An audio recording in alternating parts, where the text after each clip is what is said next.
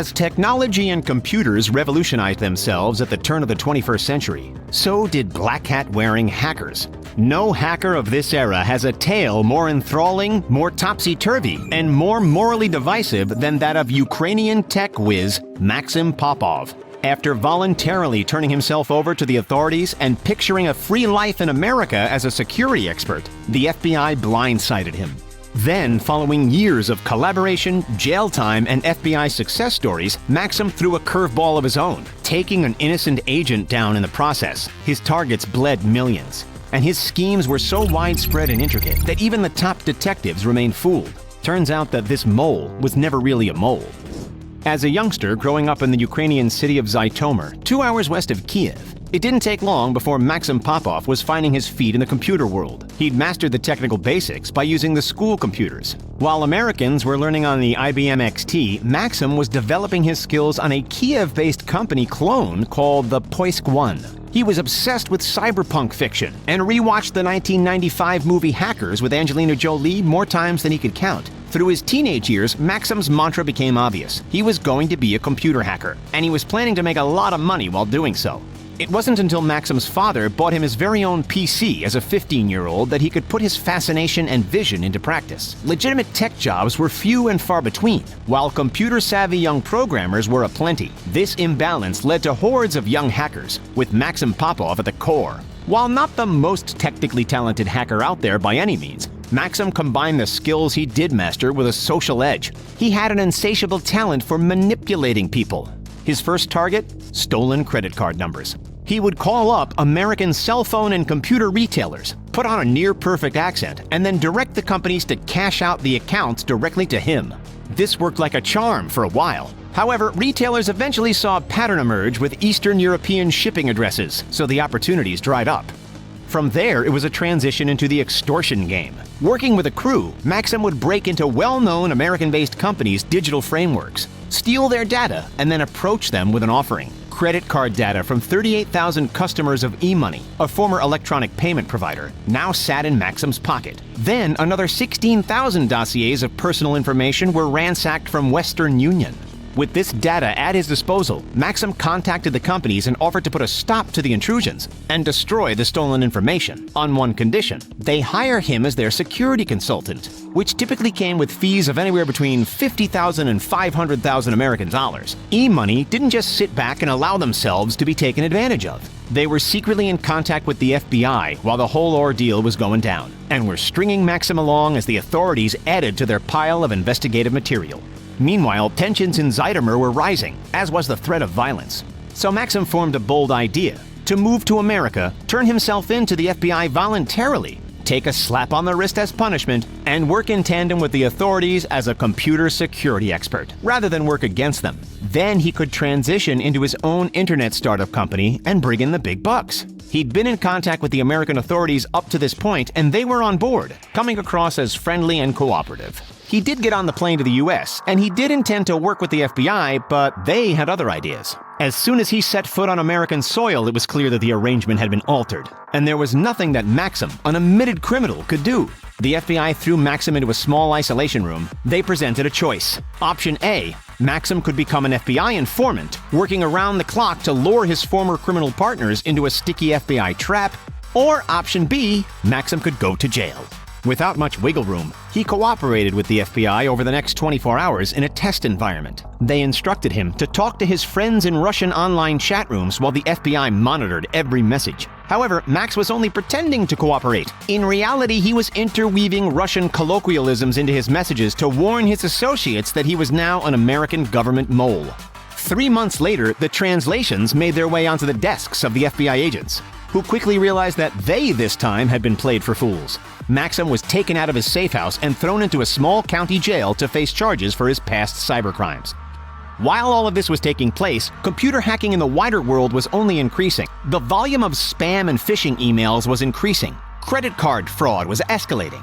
2001 served as a key turning point with the debut of a hacking website called Carter Planet. Not only was this ominous underground property a thieves' paradise for buying and selling stolen credit card numbers, passwords, bank account details, and identities, And as this site gained notoriety, it caught the eye of an up-and-coming FBI computer crimes agent from the Santa Ana, California office, Ernest E.J. Hilbert.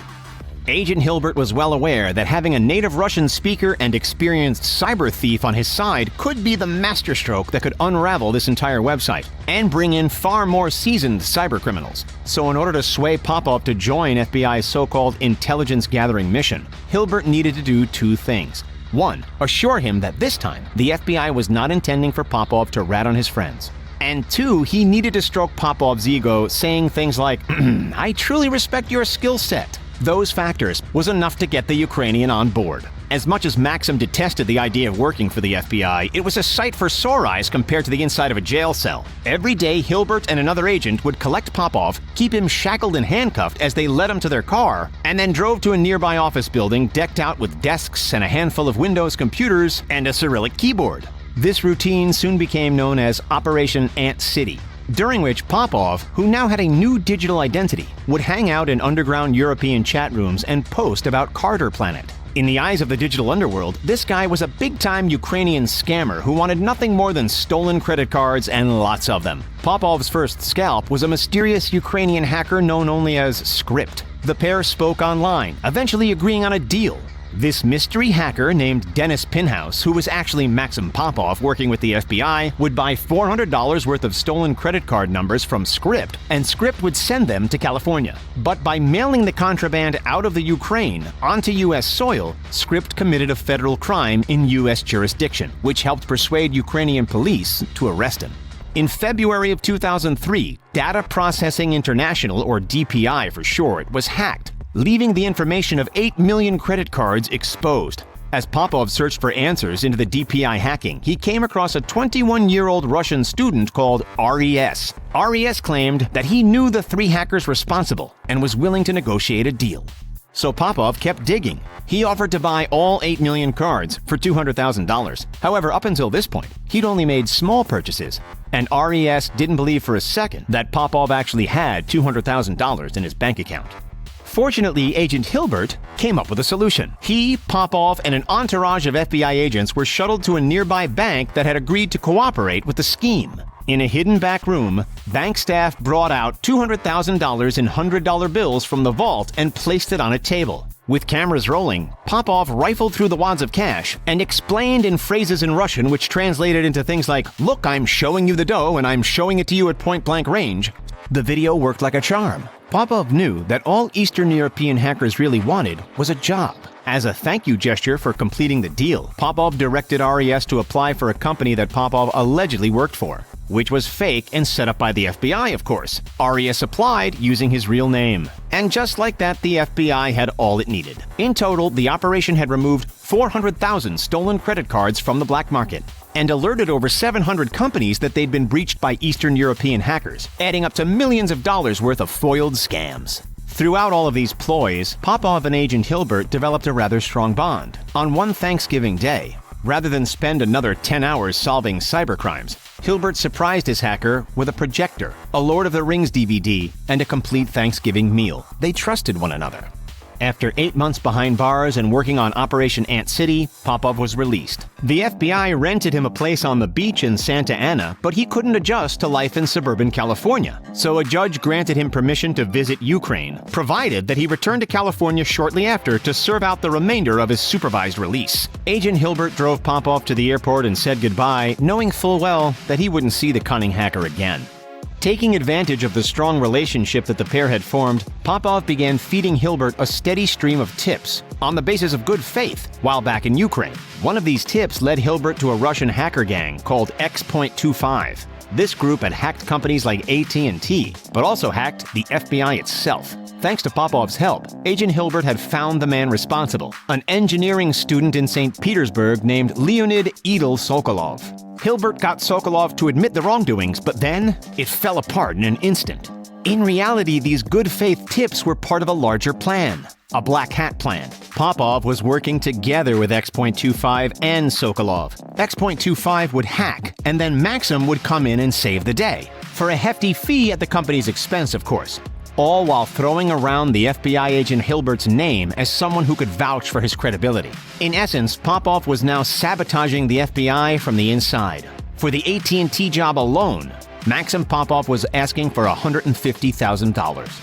Back in the U.S., Hilbert was under investigation on suspicion of conspiracy, fraud against the government, and leaking confidential law enforcement information. At the end of this roller coaster, Maxim Popov still views Hilbert as a friend, saying, quote, "He was the only friend I had. I'm still a black hat, and I never changed. But who cares? I still love him." End quote. Can you ever trust a criminal? Share your thoughts down in the comments below.